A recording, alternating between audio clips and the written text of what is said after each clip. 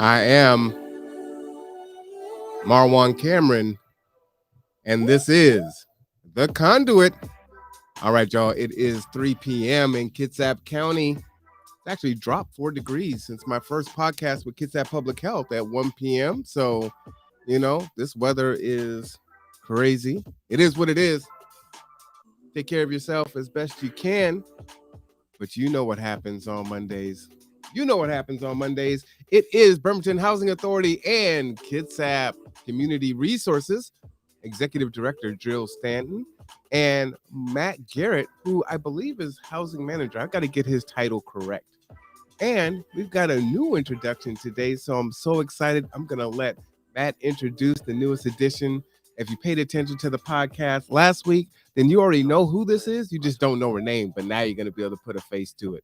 So let's go ahead and bring our folks on. How is everyone this fine Monday? Good.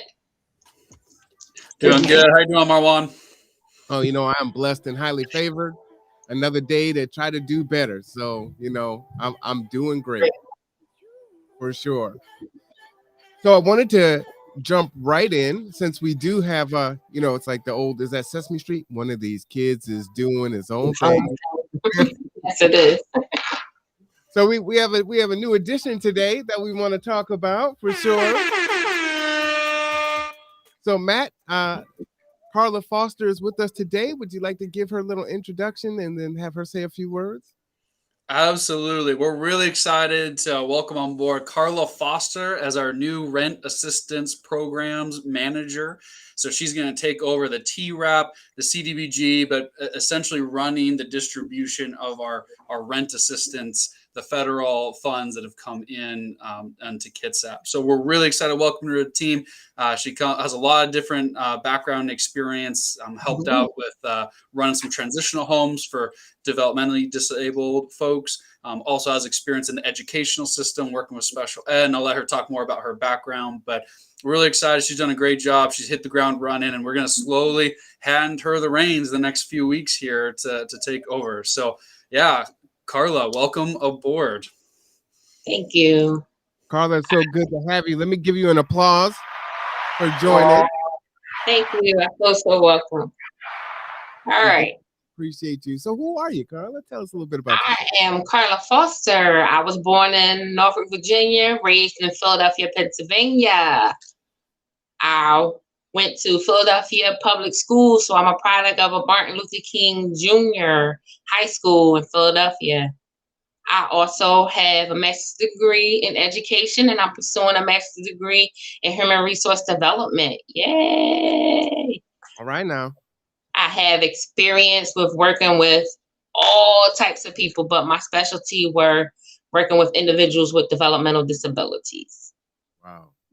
And moving to Bremerton 5 years ago, well, it'll be 5 years this coming March 22. I did AmeriCorps. I worked at Kitsap Lake Elementary School and Bremerton High School as a paraeducator in the ISP classrooms and the transitional classrooms. Yeah, so before starting with KCR, I also was a behavior specialist with Maximum Healthcare, working with a young man who was on the spectrum of autism. Last week, Matt and I were talking about the positions that were open at KCR. We were talking about what makes a good fit, the different knowledge, skills, and abilities. Mm-hmm. And just listening to your background, right? I hear patience and grace and Thank you. Skills, that's fantastic. So what made you want to take on this position? I always wanted to do my part in helping our community, and so I applied and rocked it at the 2 interviews, and I'm just anxious for me and my team to assist folks who need help with rental assistance. I love it. Well, welcome aboard. We definitely appreciate you. Thank you. I appreciate you as well. I don't know if you'll be coming on the Conduit or not, but I mean, you are always welcome. I'd love to have you to come and share, information and what you bring to the position. And like I said, just in this little quick time, it's like, All right, now I'm feeling good. I'm feeling good, feeling great. Thank you, thank you, thank you. I'm feeling good too. Good. They are a wonderful bunch of people. They welcome me with open arms. I'm a girl from the city, used to that fast pace, so yeah, I'm anxious. My team and I are gonna do our thing. Fast pace. You know you're in Bremerton now, right? It ain't nothing fast about Bremerton. Well, I had to learn that coming from the city with that hustle and bustle. Now I had to learn Bremerton was kind of slow, but I'm just saying, I leave my that's wallet on the front seat of the car, not lock the car door. My wallet's there the next day. It's like, where am I at? That doesn't yeah, happen. no, you can't do that in Philadelphia, sweetie. They'll get you as soon as they see you coming. Yeah, quiet as kept really can't do it here no more either, but you used to be able to do it. So, but I love Bremerton, and the pace is cool. A lot of us came from the big city, so to be able to slow down a little bit, actually get to know the people you work with, especially in the Yes. I think is powerful. So Yeah, welcome. I We do too. appreciate you. Thank you. I appreciate you guys as well. And what you guys do for the community. I like this. Well, well, I know you were going to jump off, but of course, you're always welcome to stay. We're Thank you. gonna I'm gonna jump off. I have some trainings to finish. When you knew. you got it. You guys have a good one. Huh? I got you. See y'all later. You got Bye-bye. it. Red licorice now. Red vine. Saying. So Jill, we missed you last week because you were applying for a grant. So good luck with that. Grant applications are tough. Trying to wiggle yourself in the box, and it's usually competitive and it's super stressful. So, hope that turned out well, and hopefully you'll get the grant, because that means that people here in this county are going to benefit from it. So, but tell us what's been going on the last 2 weeks. We missed you. Yeah, I missed you guys too. So, Matt, what are you going to do with all your free time now that you have someone to help? I don't know. I just tackle the other backlog of projects that have gotten put on the back burner, right? Like I'm sure it's the same with you all, right? Just stuff just starts piling up, right? You just putting out the fire instead of this actually being proactive instead of reactive. Gosh, that'd be great. Yeah. I'm so excited. Those doing a great job. Thanks for asking, Jill. Yeah, good. Yeah, so since we started talking about the grant, maybe I'll just start there and kind of let you know what the grant was all about. And still don't know if we're going to get it, but one of the problems that we've been trying to figure out is how to get more housing, more affordable housing in Bremerton. And there was this Department of Commerce grant that came out. It was a 3-phased grant called Rapid Capital Acquisition Funding. And it was for projects that could be very quickly occupied. And it was a very quick turnover. So they opened the grant like 1 month, and it's due maybe 30 days after that, with a very short technical assistance period. So in phase 1, we did not have a project. We had things we were looking at, but it was just so fast. There was nothing that we could get into that we could really quickly occupy.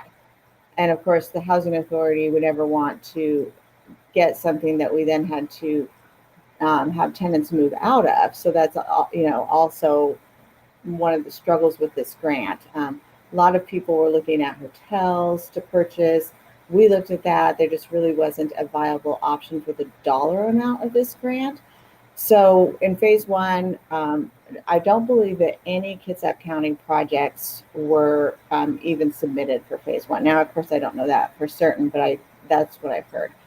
So in phase 2, we kind of, instead of looking at hotels or something like that, I kind of looked at what got funded in phase 1.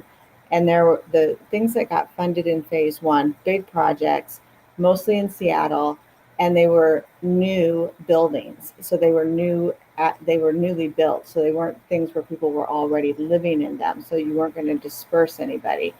And so I thought to myself, that's what we need here is, one, we need something smaller in nature, but something that's brand new.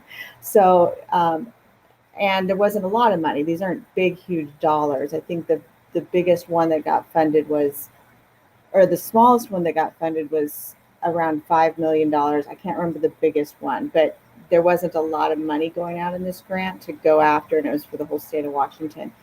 So just looking and looking and looking for a project. There's some other populations that we're trying to serve right now that are really struggling, which I'll talk about in a minute. But kind of at the last minute, the grant was already out. We were getting into the technical assistance plan. I couldn't find anything, so feeling discouraged. But then I thought, we need something brand new. So there is housing development going on here. A lot of it is single family homes in developments. So we thought, well, what if we bought a few of those, that we could then market out to all of these people who have vouchers. And yeah, it may not be a 20 unit or 100 unit complex like what we would like, but even if we got some, it's better than zero. And at least we're putting in a grant for Kitsap County. So went to our board and talked about it. They were all for it. So basically we are proposing to buy 5 brand new 3-bedroom homes in Bremerton. Nice. And yeah, and we're asking, our board has said that they would make a financial commitment to this project, and we're asking the Department of Commerce for $1.5 million towards the purchase.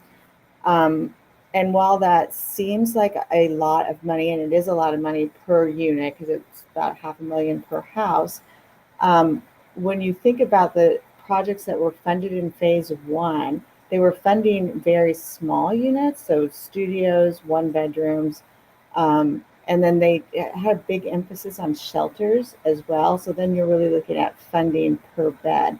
So as we started thinking about this more, we felt more competitive because when you break it down by bedroom size or by people that we can serve in these homes, you really are in that same $100,000 per room, per bed, per person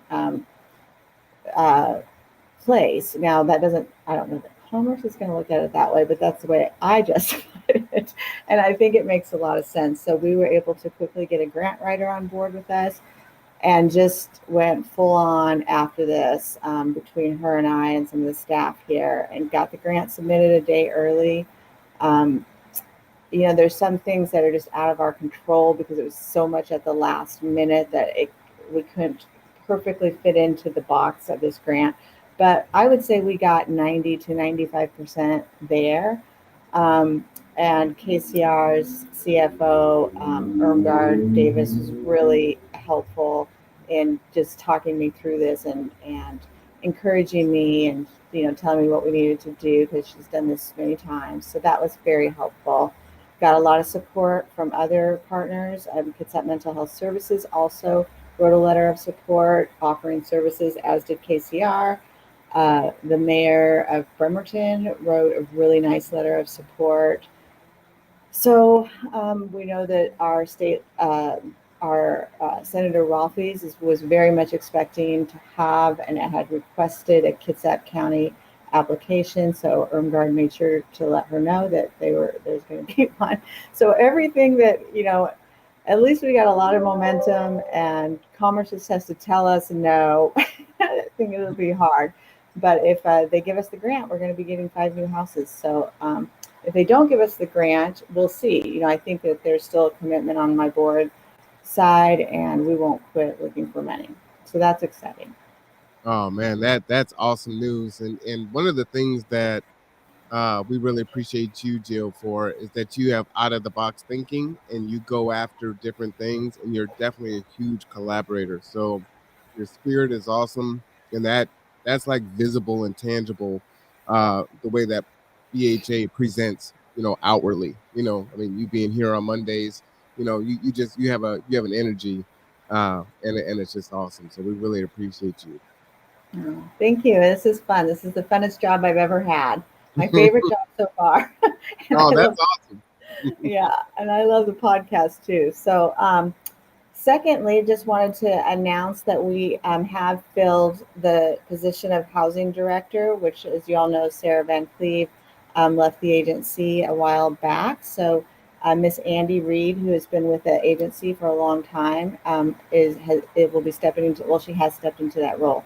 So when things calm down a bit for her, I'll get her on the podcast to introduce everybody to her. So we're excited. Awesome, man! Look at that, positions getting filled. Trying to hit things on, hit it in mid stride. I got a couple questions for you. So it was just last week I was having a conversation with housing and some of the issues, and I was musing about why doesn't HUD, or because it seems like this is where the big decisions are made. Why don't they, instead of like paying vouchers, right? And then hopefully people get self-sufficiency, they move off vouchers and then they go on about their life. Why don't they just buy the homes? Because they still have to pay the rent, right? And the rent and the mortgage, technically the mortgages seem cheaper than rents now at this point, right? For the same type unit. And then BHA or HUD just keeps ownership of it. And so now they're paying it anyway. But once that family becomes self-sufficient, they move on. And then you could put another family in, right? And then you hold on to those properties. And then you would be able to keep properties at a price that's good and reasonable. And then you can even, engage in a percentage of them maybe being like a rent to own type thing, right? Now they've become self-sufficient and they love that house and they want to purchase it, and then you can kind of work with them to do that. But at least all of that stock would remain with the housing authorities and HUD, and you can cycle more people through. Is that something that's been thought of? Do you know about? Because a lot of things have already been thought of, and there's just not practical reasons. So Marwan, what you're describing, I think, is the public housing program. So where HUD does have ownership of these big units. Some of them are just single family homes, and they're purchased many years ago. And housing authorities all over the nation own them. We own 260 units of them. The issue with public housing, at least in the past, is there was some issues with who was put in these houses in the beginning. And so there's just a lot that, we're not going to be able to get into the whole thing today, but it is a good conversation that we should probably have. But basically, because of some of the early mistakes of public housing, it has not had the best reputation, and it hasn't been something that's been fully funded for many years. And in fact, the appetite has been, HUD doesn't want to own any capital assets. They just want to fund rental assistance. So they will fund the vouchers, but not 100% each year, but they'll fund them at a much higher percentage than they will public housing. There was a big push to get public housing agencies to get rid of their public housing, or to go through. I can't remember the word I'm thinking of here. Basically, to take your public housing and transition it into either just tax credit owned properties, get rid of it altogether, demolish, sell it, and then get vouchers, or to do project-based vouchers. That has since turned a bit in the past year or so, to where I think there's a renewed commitment to public housing, and people are seeing that, yes, in fact, what you're saying is true. The housing authorities need to be the landlords in many cases. And that was another part of this grant application, is that there are people with vouchers that are just never going to find homes because people are not going to rent to them for various reasons. And so the housing authority does have a role as a landlord. So I think that you may see more funding for that. I know in the Build Back Better Act, there is a significant amount of funding out there for public housing authorities for development and acquisition of property. Thank you for that. So you're in the know. And with the public housing, a lot of it is like, the ghettos and the inner cities where they have these big complexes, right, that are overrun with crime and poverty and everything else. And so I guess my thought is more like buying the single family homes like you're looking at now.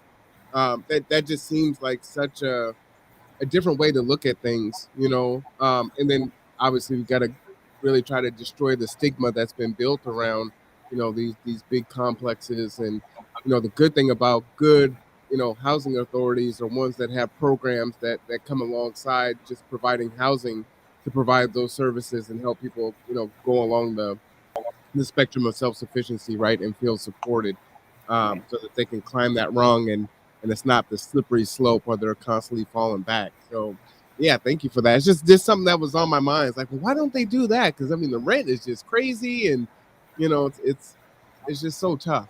So just trying to find any solution. What's your thought? Yeah, Marl, I just wanted to add on to that is you also just beautifully described our long-term housing program. You remember a few weeks back, we talked about that we have 19 long-term housing. Well, that model's that's exactly what we do, right? And we couldn't do it without BHA. So we have 19 units that it's long-term housing, meaning people don't have to leave. Like you put homeless families in there, stabilize, and then they move out. In some cases, they move out with the housing choice voucher, and that's all in partnership with Bremerton Housing Authority. Beautiful partnerships that already exist. It's just not, as Jill was saying, some of the history, which I didn't even know. So I would love to be part of that, listen in on that conversation of some of the history of that. But I think the immediate issues, there's just not nearly enough, right? That there's not nearly enough of those types of arrangements at scale that's needed. And Bremerton Housing Authority, how many units do you have, Jill, total? So we have total units. We have 580, I want to say. We have been only 206 are public housing.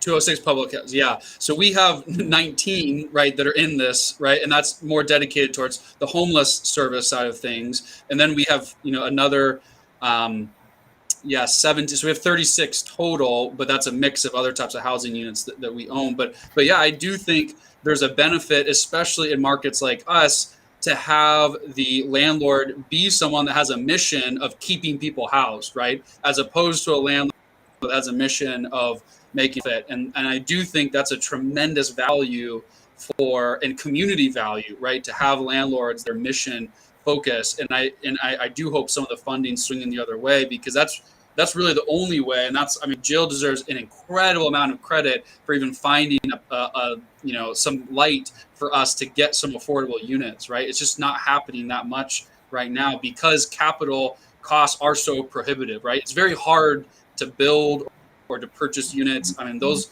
Imgard deserves a lot of credit too, because she's done that in the past, but those are huge. And we're a lot smaller than Bremerton Housing Authority. And those are huge administrative burdens and work and effort and get those funds to put into place to work with architecture. So there does need to be a bigger investment in that, but that's some of the constrictions right now. I don't know if you have any more to add to that, Jill. That's more your domain than mine.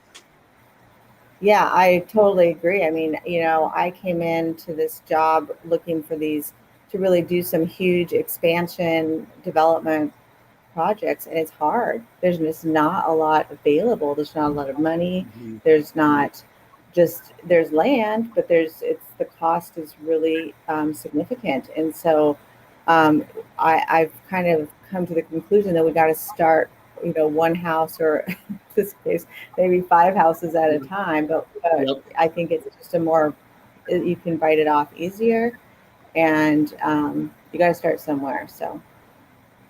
Well, we've got an active chat. Go ahead there. Go ahead, Matt.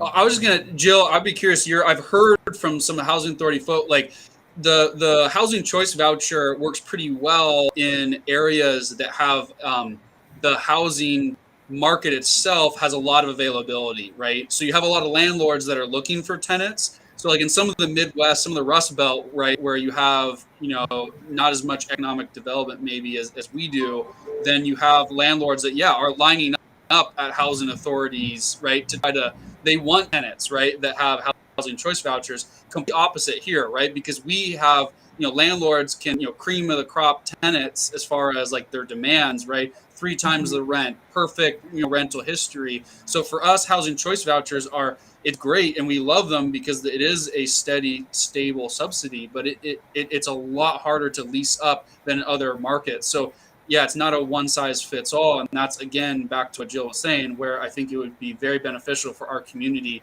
to have more units owned and operated by BHA, Housing Kitsap, or even us. The problem is doing it, right? That's the disconnect. It is hard, and for all my grant writers out there, it is super stressful to write a grant and to get everything in there and wiggle yourself in so you meet all the parameters, and it is highly competitive, and it's not enough funds by far. So it's really stressful. So I'm glad you got it in and got it in a day early, which is awesome. So in the chat, Mark says, "Oh well, yeah, I'll go ahead and give it. It is a big deal. That's a big deal." Mark says it needs a significant change in perspective. The first step is respecting human dignity. One of the reasons that the projects or the failure they are is they focus on the fallacy of laziness and desire to live off the system rather than the lack of opportunity and the lack of dignity in our treatment of each other.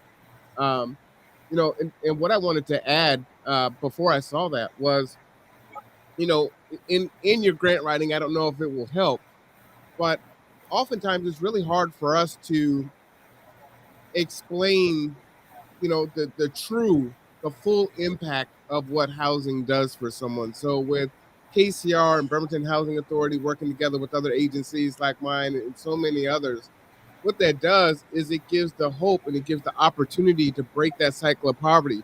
So when Matt was saying the long-term housing, then that family isn't now moving, and dealing with homelessness or housing insecurity while the child is in junior high in the middle of the school or in high school and they're in their last year, right? And so you're able to stabilize and get job training, right? Then get time in a career. And all of those things are really important. And I don't think that really gets measured, right? Like, how impactful is that on the child? How impactful is that on the parents? How impactful is that 5 years later, 10 years later? Do we ever look back at that and say, hey, someone who was in KCR, long-term housing, 10 years later, this is where they're at and this is where their children are? I think that's powerful.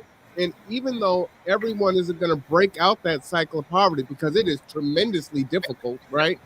The opportunity to break it is there. And I don't know if there's a way to measure that, but that opportunity cannot be understated.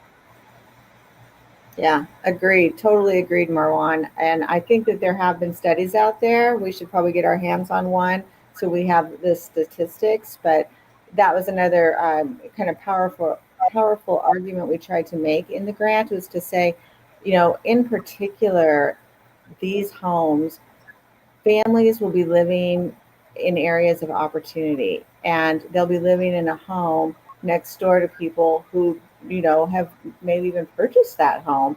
And they'll just putting these families who have not had these opportunities and face significant challenges into kind of a place where they can stabilize, where they can feel safe, where they can have their children go to the same, a good school, and all of this stuff is what are the long-term impacts to that child's life. And it'd be hard to argue that there wasn't a very long-term ending a cycle of crisis and poverty that is going to occur. And so I know those studies have been done. I'll see if I can get my hands on them for the next time.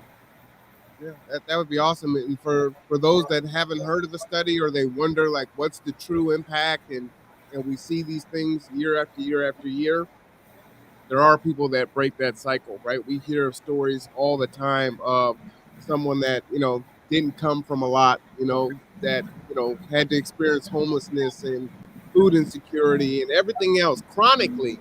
And their kids were able to become this or to become that. And that those resources are a big reason why, right? To help and aid in that and give that opportunity. So that's a really big deal. Matt, before we kind of transition to you, I just wanted to kind of tell a little story and get your impact, get both of your responses on it, because again, I think while we have an idea that homelessness is an issue, and housing insecurity is an issue, it's still in a lot of ways tremendously invisible. And the bridge program ended on the 1st, so now the eviction process can start, and it may take some time, and everyone's trying to figure it out, but start it is. And if you look at some other cities across the country, some people have been evicting this entire time.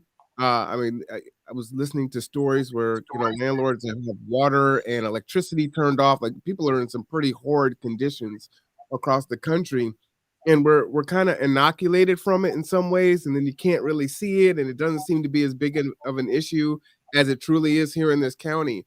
But the Salvation Army, we provide transportation, so they gave us a call and said, hey, we've got to shut down for a little bit. We've got a COVID scare, so we can't take anyone else in. And so anyone that comes in for check-in needs to be relocated somewhere else. So, we're the ones that do that. Well, the problem is the rescue mission has a wait list. And as we're taking folks to different places for the evening, so they have shelter, the motels are getting booked up. And it's like, it's November 15th. It's booked. This isn't the Ritz-Carlton. There's a waiting list at the rescue mission. Like, I don't think you guys are really grasping how bad this situation is, and the moratorium just ended. So someone doesn't get evicted and they're out in 3 days, right? We haven't seen it yet. It's like COVID. It's like a lag, right? But into the new year, we are going to start seeing some things that's going to be horrific, and folks are going to be impacted by it. And shout out to Dawn Michelle. I was talking to her the other day, and she was, reflecting on seeing 70 and 80-year-old women that were self-sufficient, were living in their homes and lost their homes, and were finding themselves homeless for the first time and needing to navigate services they've never thought they would need. And they're seniors, right? I mean, it's like, what do you do? So I just wanted to get your thoughts on that, if you can kind of reflect on that thought. Yeah. I don't, unfortunately, I agree with you, Marwan, as I don't think we're at the peak of this as far as the human cost, as far as evictions, as far as people losing their homes and people entering the system is. I give a lot of credit to the Inslee and his office for extending the moratorium as long as they felt was they could.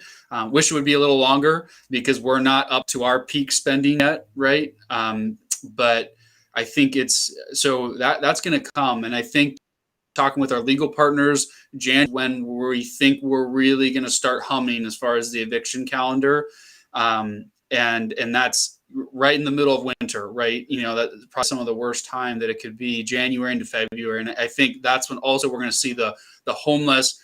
We're already starting to see it. So that story does not surprise me. I mean, we know the rescue mission's full. Some of the other shelters they're not used to handling the capacity. The Salvation Army does a great job. But yeah, if there's one little problem, and I think the Salvation Army, it's likely that they could be full pretty soon here as well. For a lot of COVID, we were actually under capacity for the first shelters during the original kind of COVID, when people were in their homes.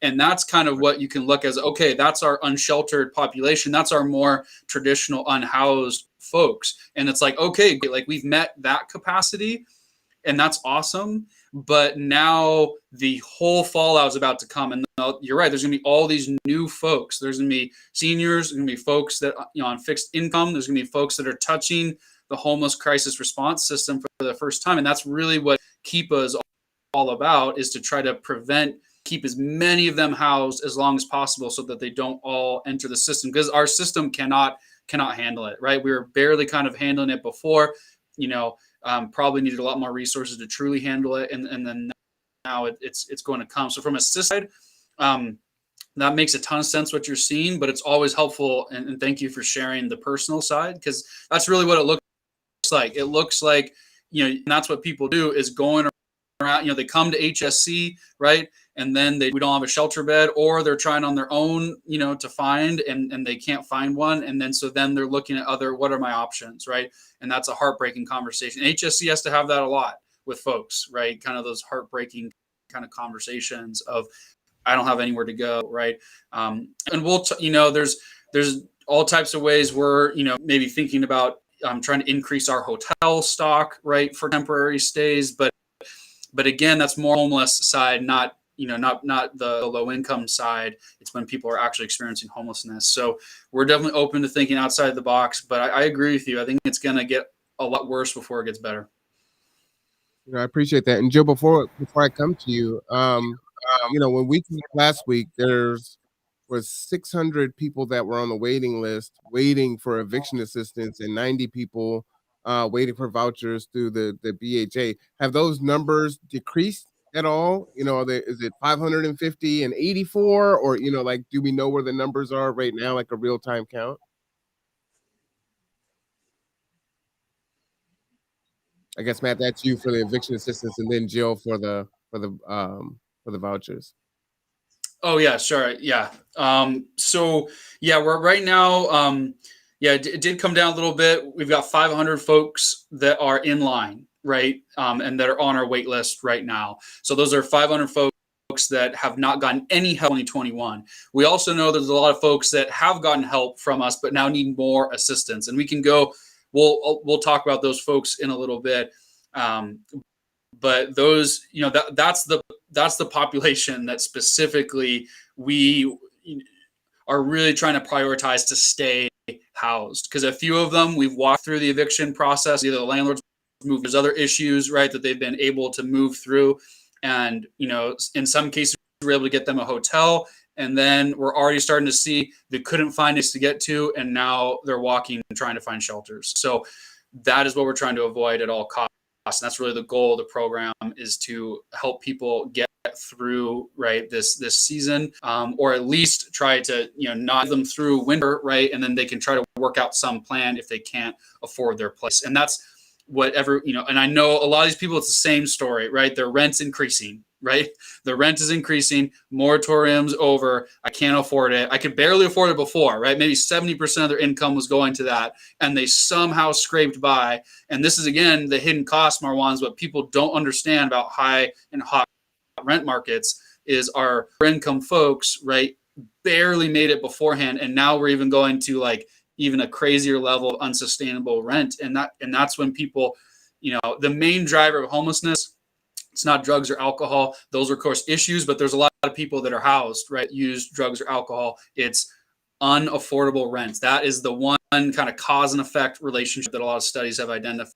And even locally in Washington, we saw our biggest increase when the 1 bedroom average went above the average Social Security. It was about 700, right? So all these people that were on Social Security around 790, 800, right? And they could make, even if it was $600, they could make their rent. As soon as the 1 bedroom went above 800, that's when you saw a huge increase in homelessness. So this is the recipe. And numbers are, I love numbers, and I think they help to really tell the story. So last week it was 600, this week it's 500. That's 100, right? That's a significant number. And when you say, let's take 7 days, even though you're not open on the weekends, that's about 14 people per day, right? And so you're talking about on average 2 per hour, taking out the lunch hour. So, 2 people per hour were getting their first funding over the last week. That's a lot of people, right? So, I mean, it's just a way to look at it. So, the need is there, trying to get folks the help they need. And that's the first time help. You still have, other people that need secondary help. But, I just really want to illustrate and paint the picture on how dire this truly is for a lot of us here in the community. And people, they have an idea about it. They see some folks that are homeless, but this is it's its own epidemic, right? I mean, we're in crisis. Joe, if you'll jump in there and just kind of talk about how many people were able to use their voucher, and then just kind of your response to my diatribe there. Yeah, I don't have exact numbers for you. I don't know if it was probably Lori you had on last time, and she's kind of our numbers person. I do know that we have had at least 12 people between the emergency vouchers and the regular vouchers find places and are in some process of us inspecting those units and getting them into housing. We have depleted our wait list now, so everybody that was on our original 600 has now been processed. Now, not everybody was qualified for a voucher, but everybody who was qualified, everybody got notified, and the paperwork is coming in. We're concentrating our efforts now on helping these people find housing. So rather than opening up our wait list at this point, we're going to just keep our focus on having the people who have voucher holders find housing, which we know is going to take a long time, and then opening our wait list sometime in the spring of 2022. So let's see. I saw a dashboard today on the emergency housing vouchers, and it showed all of Washington, and we have 38. We have 17 that have been referred and are in our system currently. We do have more that have been referred but are not in our system yet. We know we have 2 that are fully through the process and leased. I believe a third is almost there.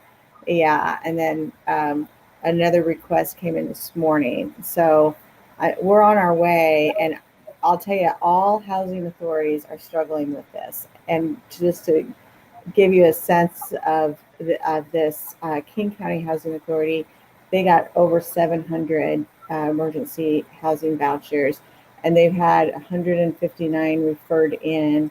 They've only had 6 lease. And Wow. so, yeah, Wow. I know. I was kind of surprised with that. I was like, only 6 in King County. So it's a struggle finding housing.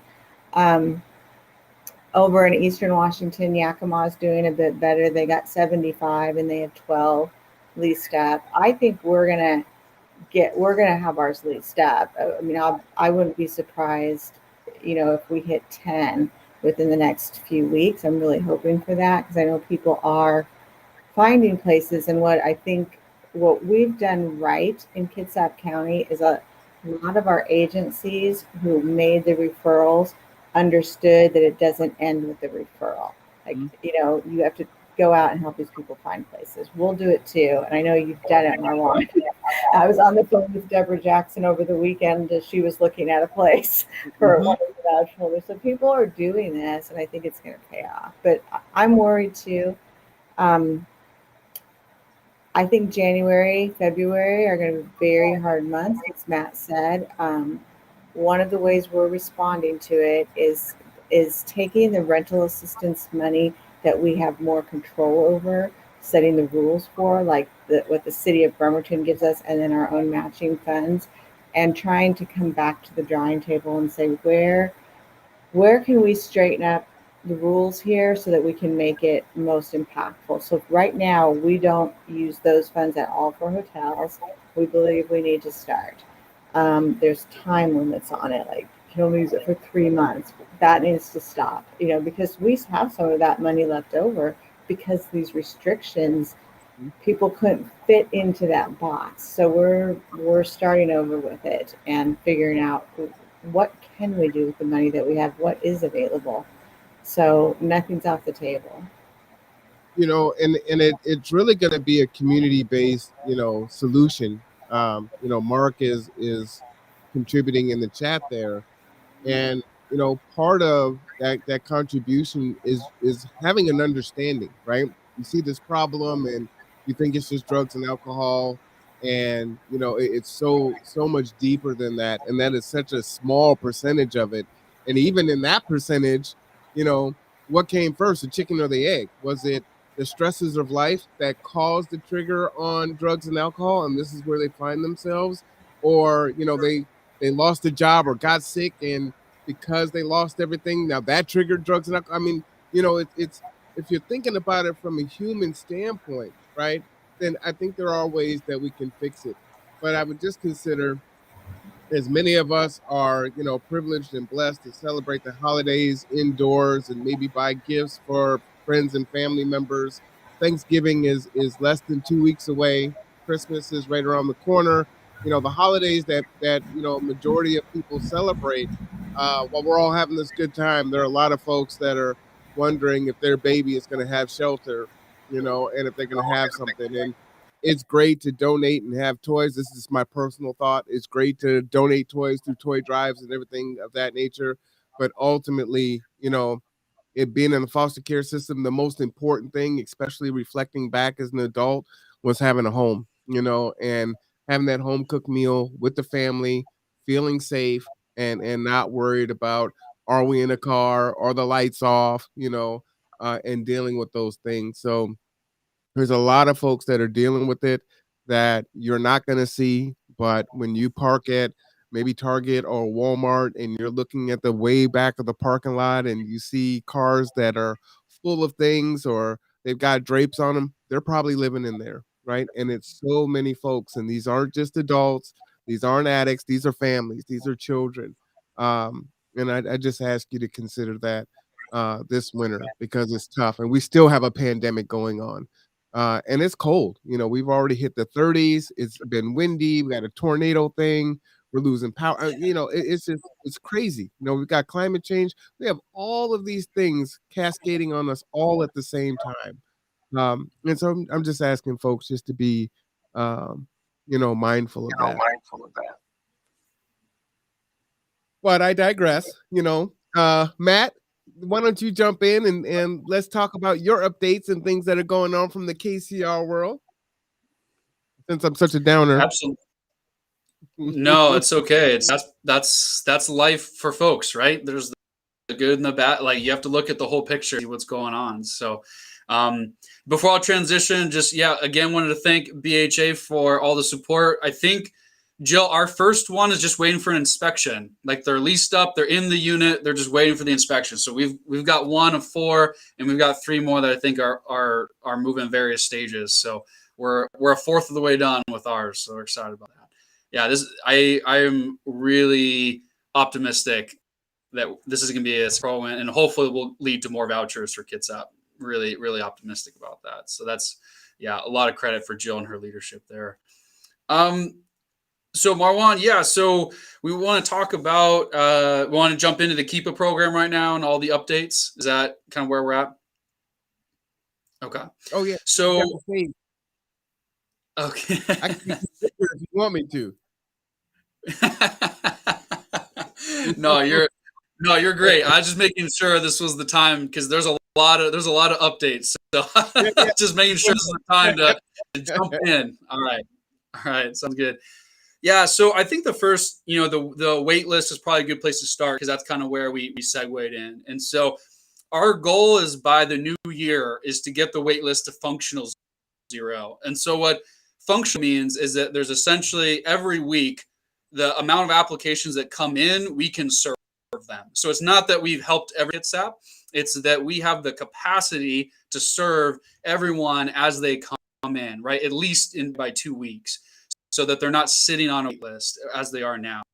So that 500, that's our goal. And that's why we've got Carla and her team staffed up double the size. They're at 8 right now. So they're the biggest team in all of our housing community support services division. And we're even adding 1 more. So there's going to be 9 RAP navigators to process. And that, so to get to the new year, if not by January 1st, then by February 1st, right? Really, we're going to be pushing hard to do that. We've also, to get caught up, because we realize it's such a stress, being on this wait list.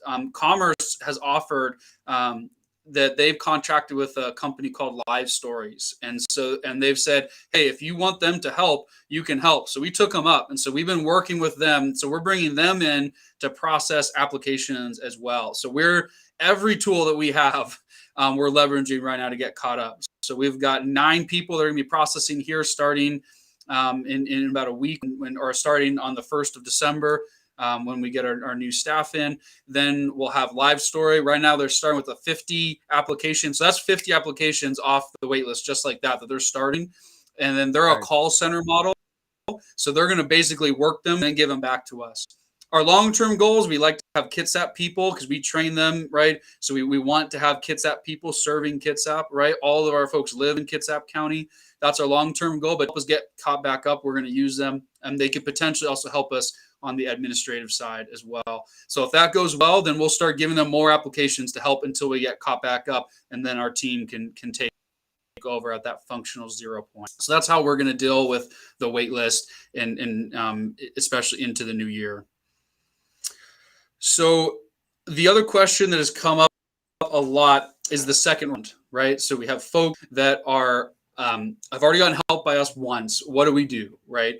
I know Marwan, I talked about we want to bring on some of the legal partners soon, and I am working on that. So I'm hoping we can bring them on soon to start talking about the legal process because the law has changed. But we are not taking second round folks just yet. And the reason being is because we have that 500 number that hasn't gotten any assistance at all. But with the goal of by January, trying to get to functional 0, in the new year, we're going to open up the wait list and accept applications from everybody, whether you got assistance or not. So if you are in that category, you're not being evicted, but you're still behind on rent and your landlord's asking what to do, come back January 1st is we're going to open it up and we're going to start serving. And again, the goal is to not even have you on a wait list, right? Is if you can come in and you can get assistance. So that's what we're thinking for the second round. But until then, your recourse, if you're being evicted, is to understand the process, right? And that's what I'm really hammering folks.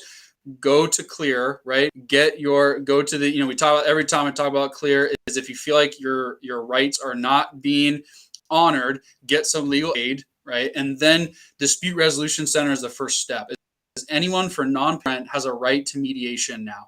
And so you go to dispute resolution center and then they can refer you, and we're taking priority referrals from dispute resolution center, Kitsap Legal Service, and Northwest Justice Project, is that if you're actually in the eviction track. So we understand, and that's kind of we have all the different angles of this as far as the court system, the legal system goes. So you should get caught. That's our kind of safety net. You should get caught by one of those agencies and they can refer you again for you get served right away by one of our navigators. And that's how we are serving folks that are not able to get that second help yet. So follow the process, go to dispute resolution center, ask for a referral, and that is how we're serving those until the meantime. Then once you can come down here, and even still, if you're caught in the eviction process and for whatever reason you're just not quite served with us, the dispute resolution center, Kitsap Legal Services, and Northwest Justice will still continue to refer to us for priority, pulls you off the wait list. If we don't have one at that time, but if we do, they'll still continue working. Courts, we network with the courts every about 2 weeks or so. Kitsap Legal Services, Northwest Justice, Kitsap County Courts, and us, we're on a call all talking about this. So even the courts know, right? Have you gotten assistance? For some reason, if you get to court and you haven't, right, they can say, hey, did you ask for assistance? Did you get right to counsel? Because that's now just started too, right? So any tenant that's 200% federal poverty level, that just started today. And again, hopefully we'll have more information on that soon, but you have a right to now for the eviction process. So Kitsap Legal Service should connect with you there and they can refer. So we almost have every side of this. So I know it's difficult right now. We're not taking your application, but that's what I'm telling folks, learn the process, right? And then you can still get help if you actually start to get evicted. The reason we're not open up to everyone is we want to get 500 number down, right? Because if we open it up to everyone, the wait list would grow, right? And it's a process just even managing the wait. Our goal is before we open it up, we're trying to give ourselves a little bit of time to get all the first rounders done. Then we can open it back up. So it's not that we don't want to serve them. It's a logistics and processing issue. That's the reason behind that. Well, Matt, if I can jump in, just doing the equation that I did for the 14 for the last week, right?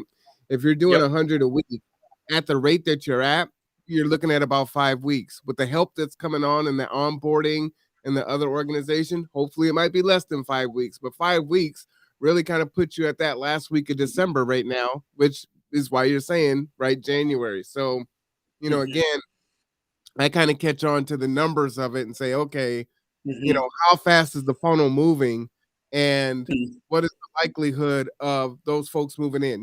This is the average of what's moving in. This is probably when it's going to open up. If it goes faster, like you said, fantastic. We'll give, that agency another 50 or another 10 or 20 to process. But as it stands now, worst case scenario, probably looking at the end of 5 weeks to get through that 500.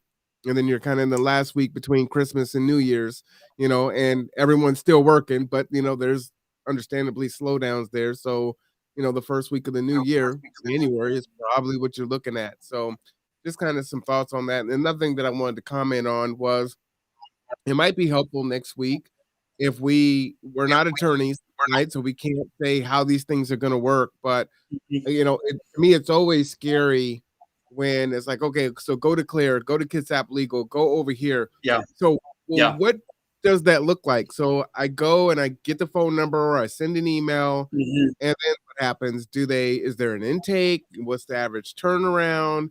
What are they going to tell me? Just generically, right? So I've got an idea of what I'm going to Yeah. deal with, Yeah. because you're just kind of on hold, like, all right, I'm calling Kitsap Legal. Mhm. What do I, this is my situation. So just any way that we can reduce that anxiety and make it just a little clearer as to what someone can expect, when they walk through the door, make that phone call and that other person answers the phone. What do you do if you leave a message? What's an effective Mhm. message? Um, Mhm. Relaxing, saying your full name and leaving your contact information at the beginning and at the end. Speaking slowly, Yeah. so that they get your phone number and they get the right spelling of your name, right? 'Cause a lot of times we're nervous. This is Marwan Cameron. My phone number is 360-373-3000, and give me a call back. And this is what's going on. And it's like, this is who, Cameron? Huh? And you've missed that. So, Yeah. just kind of take a breath. But I think it's helpful to have those discussions and empower people to put themselves in a position to get the help that they need as fast as humanly possible based on the processes. But I give it back to you there. Yeah, no, that's a great point. And hopefully we'll get Sam on from Northwest Justice Project here pretty soon, one of these Mondays. And, she's actually, is a staff attorney at Northwest Justice Project. And so she's a lot more familiar with Clear than I am. So hopefully we can get her on board, and that would definitely be really good to kind of walk someone through like how the Clear process works, what to expect. I think that's a phenomenal idea. Yeah, would love to be on for that for sure. But yeah, so I think now we're kind of to the updated guidelines piece, and this is really what I wanted to dig into. And just a quick back, this stuff does change. Treasury changes it, right? Then Commerce changes, so I understand when people are pulling their hair out because stuff is changing, it's usually the next bigger fish up, right?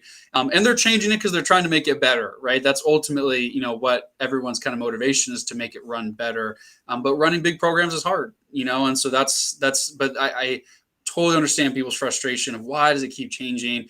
So some of it's out of our hands, some of it's because we're trying to process improve. But that's the latest reason is because there's a big change in guidelines from as we transition from TRAP 1.0 to 2.0. And I won't get in any of the too technical details of the funding, except what is really applicable for folks to know. But just so everyone understands, that's why there was a big revision of the guidelines, and we're really trying to improve. So the first is we're still, our income is the first big qualification. So we're still sticking with 50% area median income. That could change is if we really start getting through the wait list and we see some of the demand dropping off, we have the ability to go up to 80% area median income.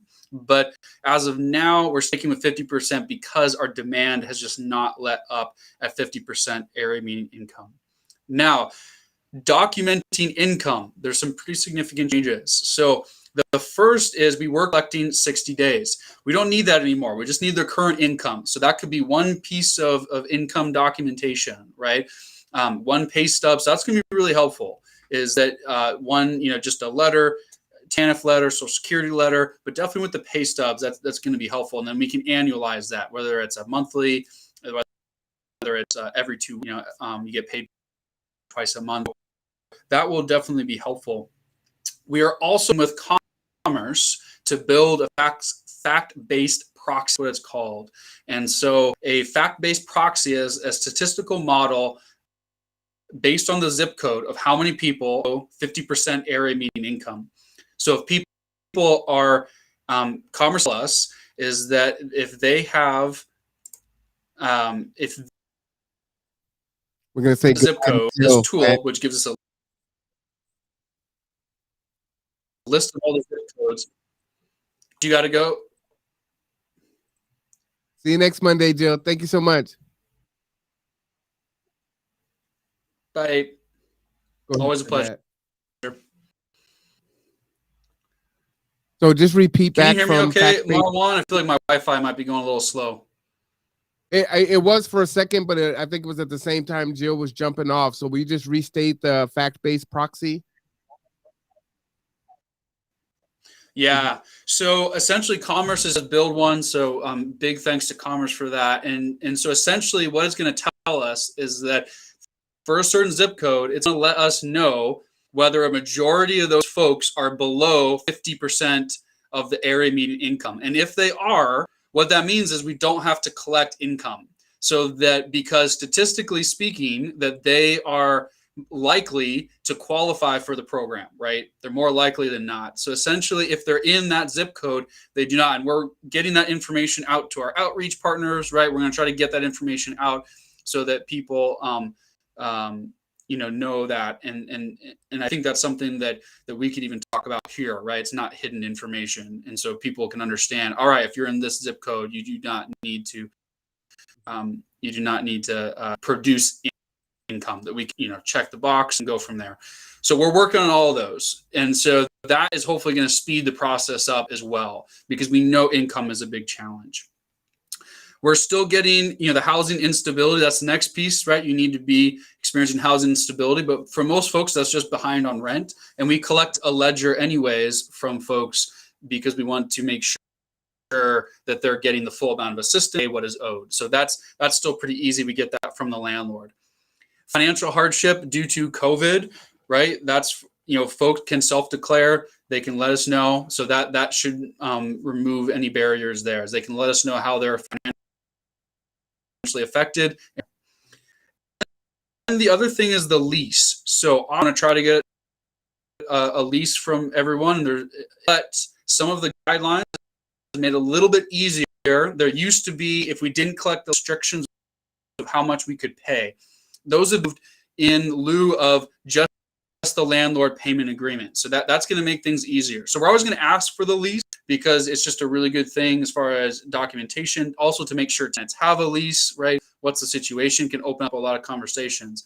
But if that's a barrier for landlords and the landlord's working with us and we can and we get a ledger and then we can get them to sign the landlord payment agreement, that's enough documentation, right? We've worked with them. They've shown us how much they owe. That's enough documentation to move forward, and we don't have to wait for that. So we're going to try to get it. If we can't, we're going to move quickly. So that's a big one. The last thing, that's kind of big piece. I was just gonna say that's a big one, right? So and I'm typing these in the chat as you're speaking. So 5 is the lease, and what I typed was landlord payment agreement in lieu of lease agreement. Of course, a lease agreement would be preferred, but you need to have the ledger of payments, right? And then the landlord is going to sign off on that. Yep. I think that's a really big deal there. And so in that situation, will that work for month to month? I wasn't in the training today, so I'm cold on all this. I'm seeing this for the first time, but folks have a 6-month lease or a lease, and then they go month to month, right? And it's like, well, the landlord's going to continue to work with me, but I am behind on my rent. Does that work in that scenario? Yeah, month-to-month lease is fine. Remember, the landlords still have to agree. Like, if the landlord takes the payment, they're going to agree they're not going to raise the rent, or they're not just going to refuse to renew the lease for 6 months. So even just by signing that, you get some additional moratorium-like protections, right? You still have to follow the lease and make payments when our assistance ends, but you get a little runway of not having your rent increased or not having the landlord end the lease arbitrarily. Now, even legal protections now with that, which again we'll get to later when we get to more of our legal partners on. But this is for sure in writing, right? Something that you can that does give you some protection. So that you're absolutely right, but in some cases landlords have maybe informal leases, or right, there's all types of interesting situations. So we have a lease, and that's kind of a question for the tenant is like, we have a quick template lease, and it's always good if a tenant doesn't have a lease, we can give them one to sign with their landlord, and that's always good to at least get something in writing about when it starts, when it ends. Just, Marwan, we always talk about that communication, right? If the landlord's thinking one thing and you're another and you don't have that written down, that can be a recipe for disaster. So sometimes just a good conversation. But you're right. Technically, if we just get a ledger and we're just trying to, and there's a reason the landlord can't give us the lease and whatnot, we can move forward with the ledger and the rent payment agreement. So that's allowing us to give flexibility. You get some ancillary, benefits too by saying, hey, for 6 months, as long as everything is good, yep, you're not going to have your rent raised. You're not going to be evicted. That's powerful. So, let's say it's the beginning of the year and it's February 1 or February 5th, and you get your assistance because it works out, or March 1st, and you've got 6 months after that point, that's huge. Yeah, absolutely. And so the thing is that 6 month, like if you come in for a second round of assistance, so say you got assistance in October, right? And so then we helped you, so 6 months forward would be to November, December, January, February, March, April. So you get to April of those protections. If you come back in for May, right, to get more assistance next year, then that clock starts over again. The landlord has to sign another 6 months. So the 6 months can stack on top of each other depending on when you get help. And so, and that's intentional, right? Every time that landlord's getting more money, that's the landlord's obligation in this, is you're not going to raise rent, charge them extra fees, right? And that they get to have that security for another 6 months. That's essentially what the landlord is agreeing to. So we want to make sure all our tenants understand that too, is you have a 6 month kind of safety, window, right? Where you don't have to worry about a rent increase or the landlord just asking you to leave, whatever it is.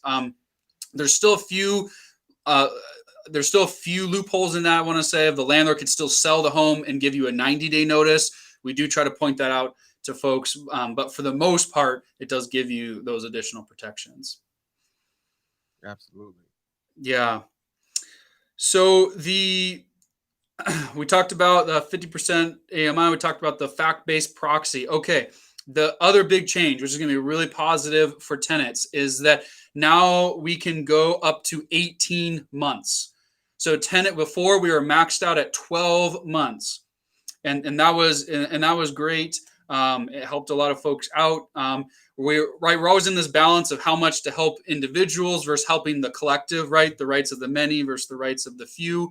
But in this case, we're looking at our budget, and we're opening up to the max that we can go, which is 18 months, to try to help folks out.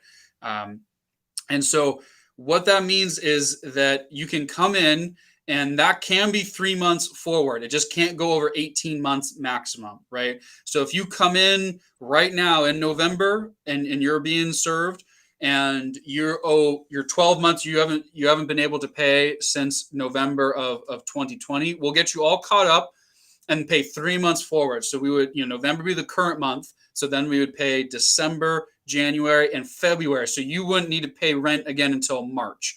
Now you would still have that 6 month runway, right?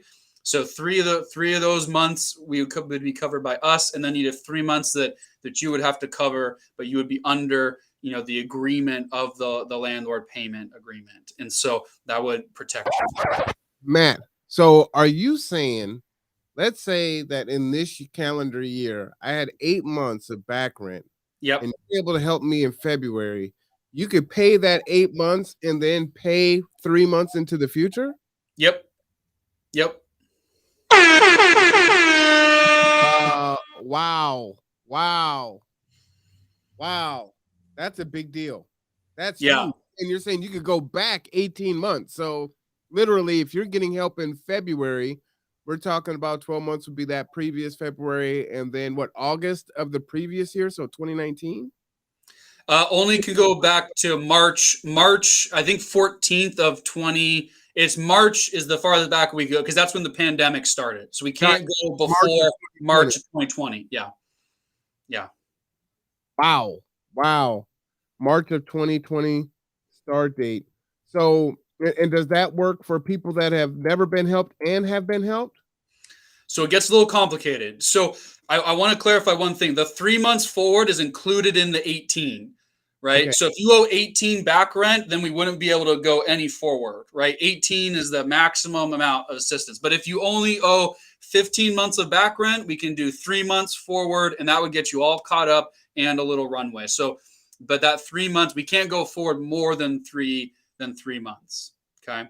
And then, yeah, March 2020, we can't go before that. That's the start date of the pandemic and of the program. Now, if you got help before, does that count? Yes and no. And this is where it's complicated because we've had multiple funding sources, right? We've had CARES, we've had CDBG, we have ROAST, we have HARPS, we have CHG, all part of our rent assistance suite of programs. And then ERAP, right? So the 18 months is just for TRAP. So if you got help this year under the TRAP program, that counts under the 18 months. Now, if you got help on our ERAP or HARPS or ROAST or CDBG or CARE, any of those programs, that does not count towards your 18 months. Now, we track all that. There's no way to know for people to understand. So when when you're working with your navigator, they will have to check that, and that's part of the eligibility check. Now, the only thing is we can never double up on months, right? So if you got some ROAST to help you out, we can't pay those again, of course, because it's already paid. So we can never double up. But again, we do try to use funding sources to get people, the most amount of assistance in order to get them caught back up and stabilized. So, and some people, right, that's going to be more than others, and we can only pay what you owe, right? If you only owe 6 months back, we'll pay 3 months forward. That's 9. You don't automatically get 9 more months of assistance, right? It's what you owe. Yeah. So as an example, maybe let's say June, July, and August, I couldn't pay my rent and I got help off of a XYZ program. Or no, because we're talking about a duplicate. So I got, help already. Yes. So I was able to pay my rent for 1 or 2 months, and then I couldn't pay my rent again for, August, September, October, and November now. Mm-hmm. That could be paid up, right? Because that's 4 plus the 3, and then 3 ahead. I'm still within that 18. Yep, that's correct. Yeah, and the way we typically calculate is how landlords calculate it. Like if you have gaps in what you've paid, you're not paying, like if you didn't pay, like your example, right, June and July, right, then you pay August and September. Well, you haven't really paid August, September. Your money just went to what you owed, right?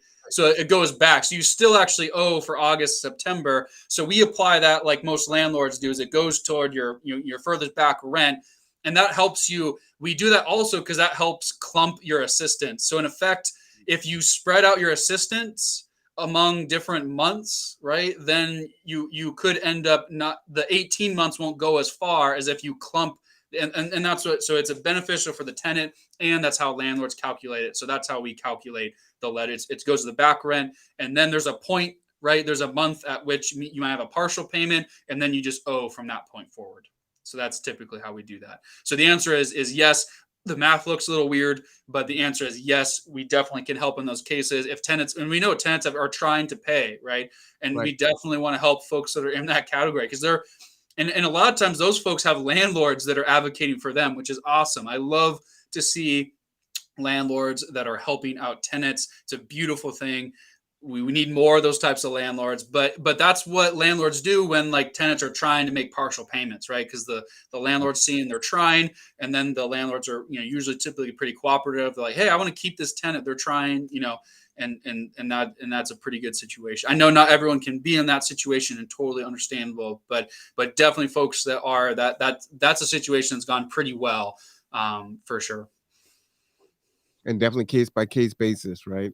Absolutely. Yeah. Any other questions on that, Marwan, as far as months of assistance, or do you feel like we covered that pretty good? I think we covered that pretty good. I mean, that's going to be so varied, like snowflakes. It's really going to be different. I just wanted to give an example for the audience, and then for my own edification. Yep. Yep. Absolutely. Yeah, and so we really talked about the second round too. I'm just I have my notes here, making sure we check off everything. But yeah, I just want to say about the second round is that includes for the Keepa outreach partners. So everyone can start submitting applications for second round on the first. So not just the wait list, but the outreach partners as well. But we're also advising for the outreach partners, if you have clients that are in the eviction process, make sure they're connecting to legal resources, right? Clear, Kitsap Legal Service. Make sure they know about Dispute Resolution Center, right? That, make sure they're communicating with their landlord. I want resolution, right? Make sure they understand their rights, connect them, because that's ultimately how they're going to get a priority referral in if they're being evicted. Right. We want to make sure, give that knowledge out. That knowledge is power of how the system works, because there's more tenant protections than ever. And I think for a long time, right, the scales have tipped in favor of the landlord as far as the legal and our legislators done a good job of trying to level that out a little bit. And so there are these protections in place to try to give tenants opportunities and chances to mediate, to solve. And right now that can be paired with rent assistance. So that's the short-term process. That process will continue, but we're also going to accept those applications, hopefully when we've made headway on the wait list.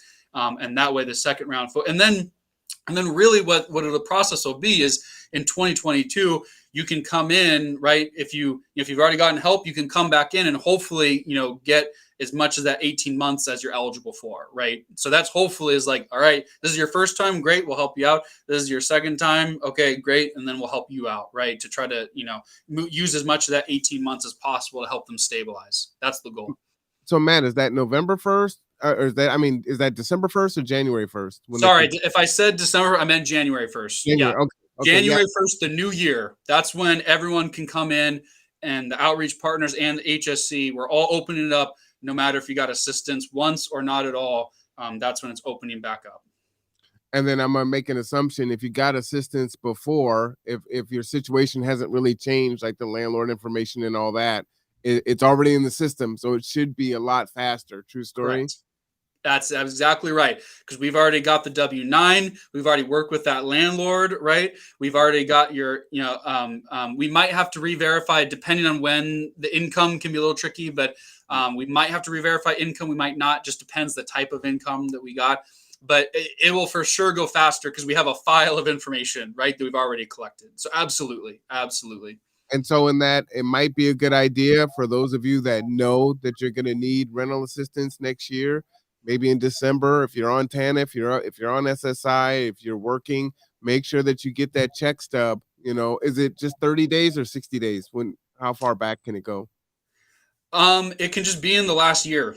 Oh, in the last year. So get a current one and, just put it to the side. So it's like, hey, look, I'm here for rental assistance. Here's my, income verification.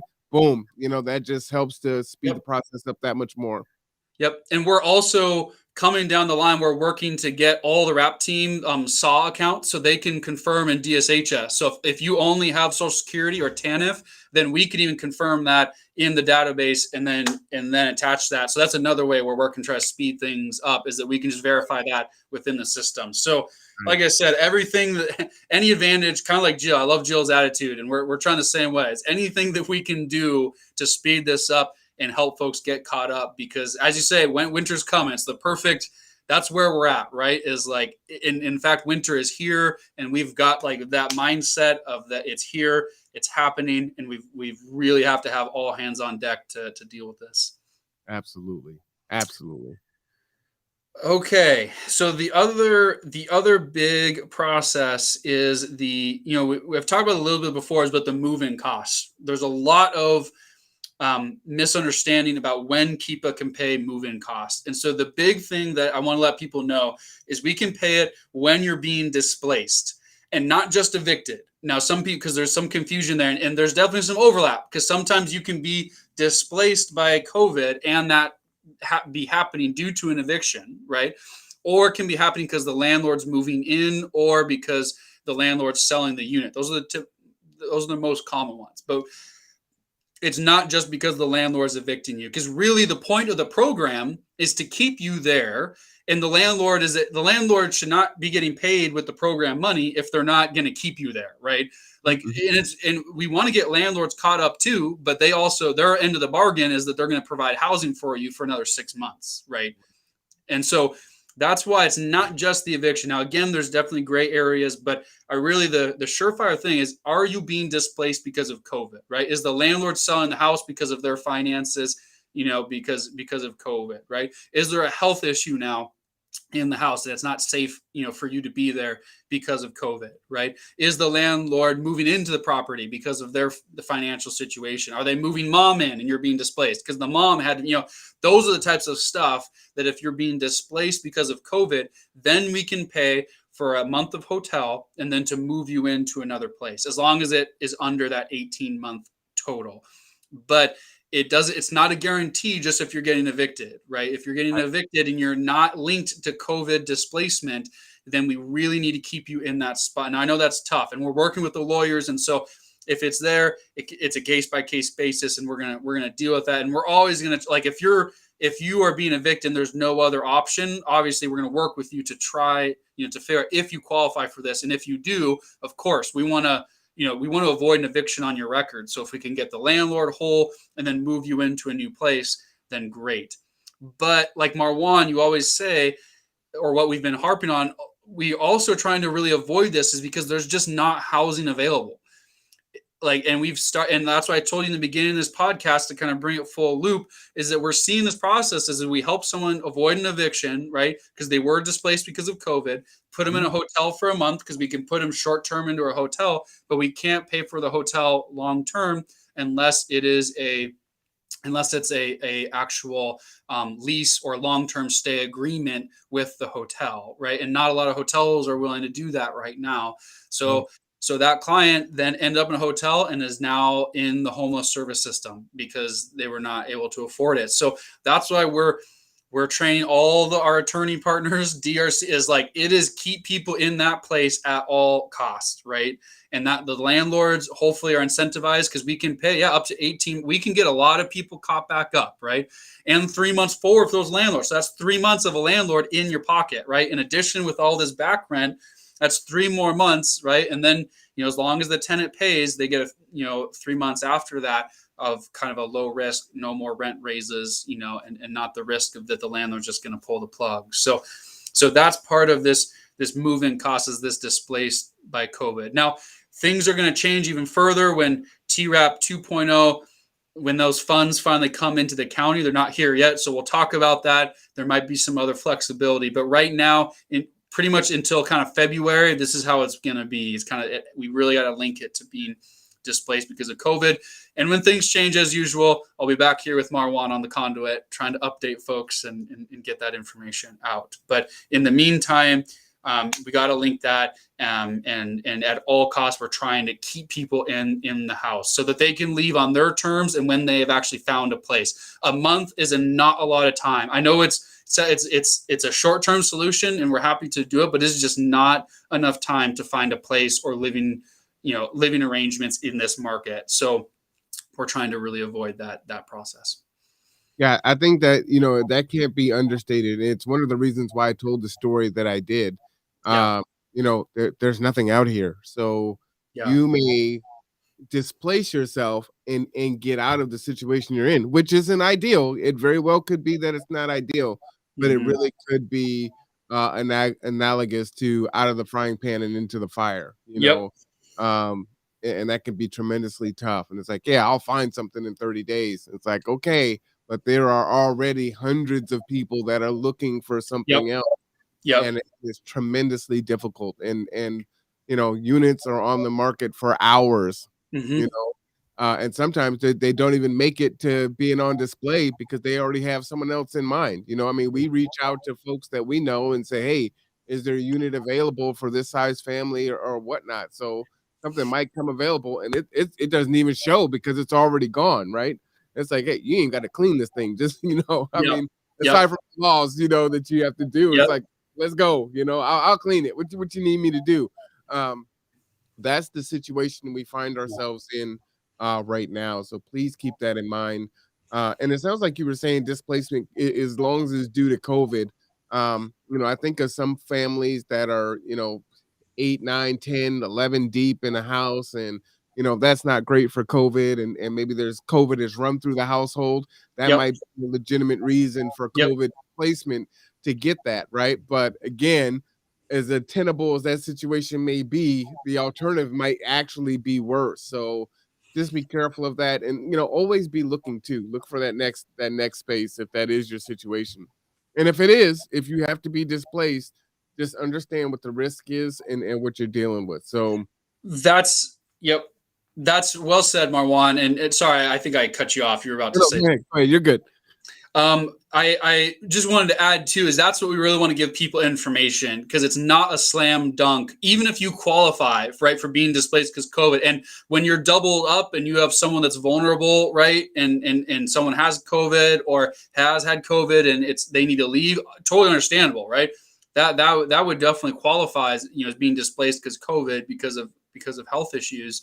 But the issue is, you're right, is we want the client to make the best decision for themselves, right? Are you, with your current financial situation, able to find a place in a month, right? Is that going to be a better situation? Or is staying in this place, if we can qualify you to stay there and the landlord's willing to keep you there, is that going to be a better situation, right? And I know for some clients, it's the lesser of two evils, and that's an awful place. And I hate that a lot of folks even have to make those decisions, but this is the realism of our time, right? And it's an awful thing, but I love what you said of we don't want to make decisions for people. We want to give people the tools so that they can make the best decision for themselves and really understand, right? And that's the big thing I think you and I keep harping on, that if you take nothing out of this podcast, is that the vacancy is really low, right? So if you got a place, might not be the best place, that might be a better option than trying to, relocate, Now I know some people don't have an option on that, especially the ones that landlords are selling. There's no option. You don't have a choice. Like, the sheriff will come and you will be forced out of that place. So that's, some folks don't have an option now, but the ones that might make work definitely want to think through that for sure. So thank you, Marwan, for that. Yeah, and when Lori was on, we were talking about practicing, start doing that now, because that time is imminent. And so the best way that you can present yourself, physically, especially if you don't present well on paper, you've got to try to set that off as much as possible and understand there are hundreds of other people looking for a space. And so compare yourself, right? Now, this one has a better credit record. This one has a job. This one has this. This one has, something in the criminal background. You're measuring all of these things. And am I going to get that unit that 50 people are competing for? So I don't want it to sound bleak, but unfortunately it is bleak. This is the reality, as you said. And nonprofits, churches, they're tapped too. So where it used to be, hey, I can reach out to the church and, church can put me up for a week, or this nonprofit could do this and that. They have been experiencing COVID for 2 years also. So they're struggling, so it's hard. It's hard. Yeah. Yeah. And I think we're almost done here, but I'll say as kind of part of this effort to be moving efficiently and quickly, right? Qualifying folks as fast as we can to get the money out. So we're trying to close that landlord loop all in one call, right? So if, as far as tenants, if hey, we're going to be calling, you can let your landlord know, hey, is the parcel search in your name? If not, do you have a contract or a letter, right? Or do you have a lease with the actual? That's one thing. If you have that ready to go, that's quick, right? So we can confirm that you're an authorized recipient, right? And the other piece is have that ledger. If you have that ledger, can email us, right? Because what we want to do now is to call that landlord. We'll confirm how much they owe on the phone, right? And then if the parcel search matches, everything looks good, then we will fill that document out while they're on the phone, email it to the landlord. The landlord will look good, sign it, and then that closes the loop in one phone call instead of going back and forth. So we are really trying to move, to a little more kind of efficient model of closing that loop while we can on the phone. Does things look good instead of kind of going back and forth? And so as much as the landlords can be prepared, and most of the property management companies do pretty well at this, right? They have their system, they can pull up some of the private landlords, they're not maybe used to that, and that's okay. We'll work with them. But again, that's something that we're trying to do is and the landlord will get paid a lot faster, right? If they got their ducks in a row too. Yep. Facts. Well, were you coming to an end? Did you have anything else? I think we did a great job, and yeah, I about got to run here too. Got to get to physical therapy, get my back healed up. So it's a perfect time to kind of end, and I got through everything I wanted to. So thank you, Marwan. This is great. Well, I'm gonna turn on the music then. I know you were choppy a little bit, but I've got this new mic. How did I sound to you? You sounded great. And yeah, I just I think my internet might have been a little unstable. So I apologize for that. All right. Well, for those of you out there, tell me how my mic is working. This is the first podcast with the new mic. So, it's kind of an upgrade. I hope that it sounds good. But man, I love Mondays for so many different reasons. But, the podcast is a big one. Thank you for that, Pastor. Because so much information comes out and so much information for folks that come in and access an agency, right? You're going to get certain information. You're going to call, you're going to check the website, you're going to walk in and you ask questions and you're kind of going to go through. But this gives you so much more power because you have a deeper understanding of how things work. It's a good idea to put, eyes on the face of the people that are serving you, whether you hear their voice on the phone or you see them in person. There's a connection there. So I think it's really impactful and important. And so, as I said, I look forward to my Mondays. I appreciate you and Jill. And now it's Lori. And tell me your new director, Carla. So I got another name to learn, right? And she's on board and she's already on the Conduit. So everyone already knows what she looks like. And that's how the work gets done. That really is how the work gets done. So we're going to go ahead and let you go, get to your physical therapy. I know we went about 30 minutes over. Our show's about an hour and 15 minutes. We went about 15 over, but it was chock full of information. I really appreciate you, Matt. And so for Matt at KCR and Jill at the Bremerton Housing Authority, I am Marwan Cameron. This is the Conduit.